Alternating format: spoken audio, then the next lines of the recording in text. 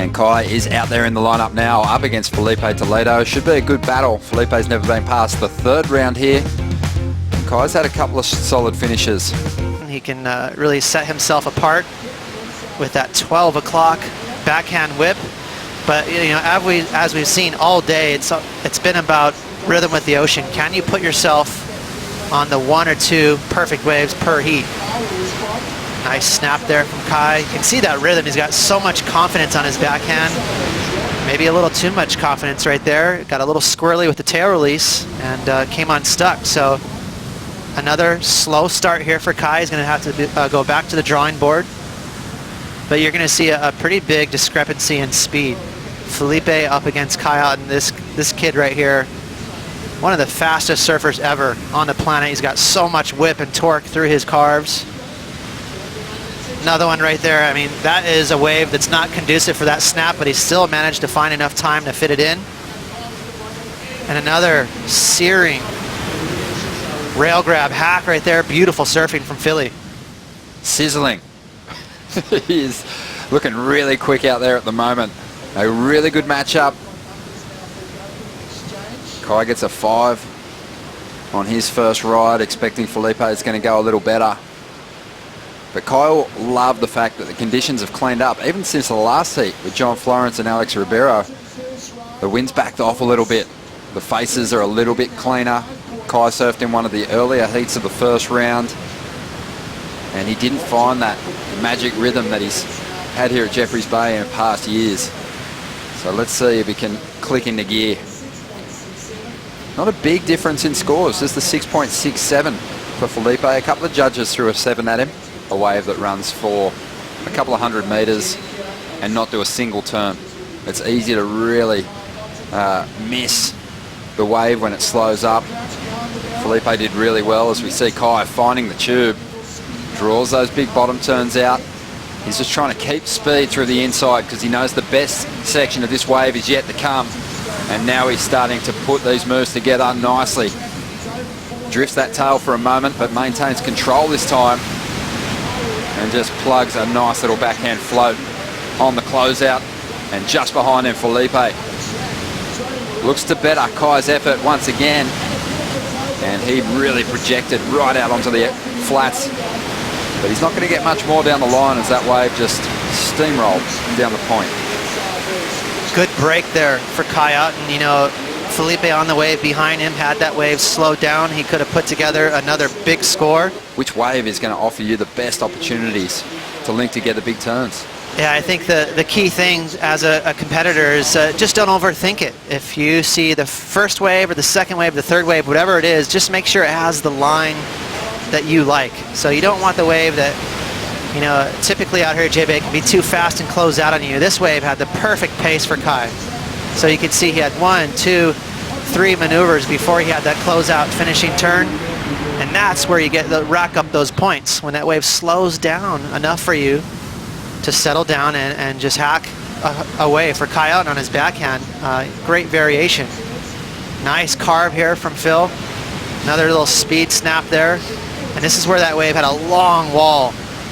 So for him, he's looking for this wave to slow down so that he can start getting his rail in the water. Instead, he was forced to do floating maneuvers to get that momentum, projection down the line, and you can see right there, frustration.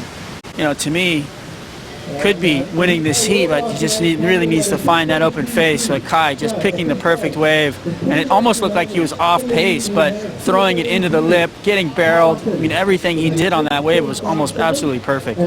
He'll be fighting Wilco for that title. Without question. 14.5 minutes to go. And Filipe, without priority, swings on this insider. Good looking wall. And there's one of those turns that a little bit more committed and drawn out on that first maneuver. I think the judges will like it, but the wave just ran out of opportunity as it reached the impossible section here. On the horizon out here at Jeffreys, let's have another look at that last ride. There's that opening hack, drawing it out. Really quick little snap, so 2 great turns. You know it's looking good here. This is going to be a good tester for the judges. Are they judging on difficulty of the surfing or the size of the wave? Because you can see right here, not a set wave, but crisp surfing. Always good with the speed, very fast surfer, but watch how aggressive this move is right there. Welcome to the most crazy air we've seen so far this year at J-Bay. That was wild. Rail grab, tail high, crazy reverse, offshore wind, but you can see the wind has laid down a little bit this afternoon. But Filipe is one of those guys that kind of doesn't care what the wind's doing. He can do what he wants on a wave, and that's why he grabbed that outside rail right there. He kept that board locked to his feet. That was over the top aggressive. So I'm so interested to see where the scores drop here with the judges. And it's not like he only did it air. I mean, look at that.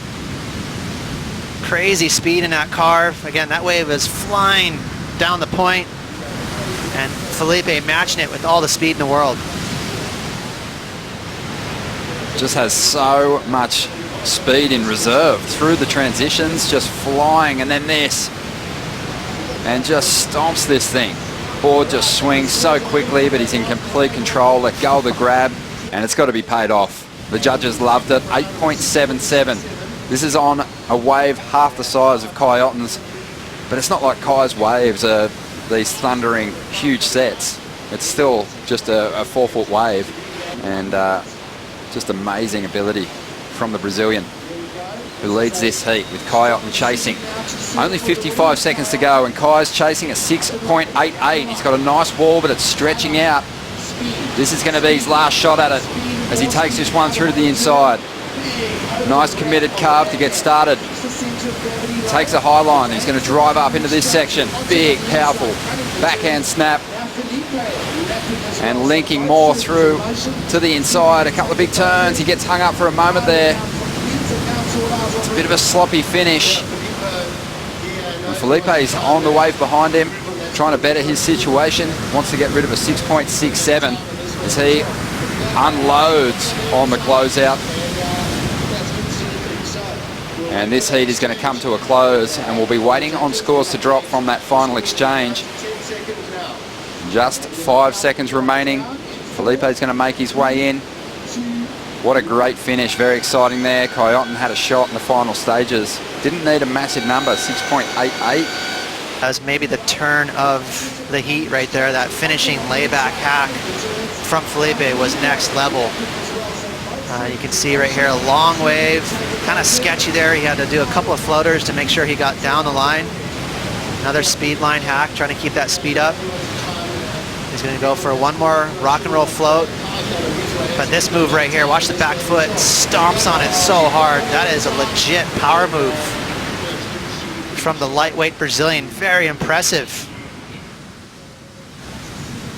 So you called it, Ronnie. He needs a 6.8, but a little tentative. Looked like maybe he had some nerves. I think Kai knew he needed what score he needed, so a little soft at the start, so just a cutback.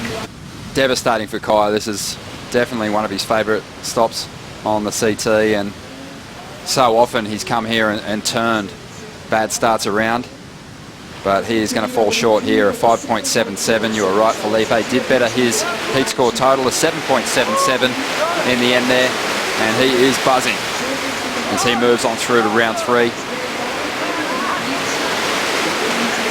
He really warmed to the task through that heat. That was impressive. That's the best I've seen Filipe surf out here at J-Bay. Great conditions for him. You know, he can fit his body, that frame, in those little tight transitions.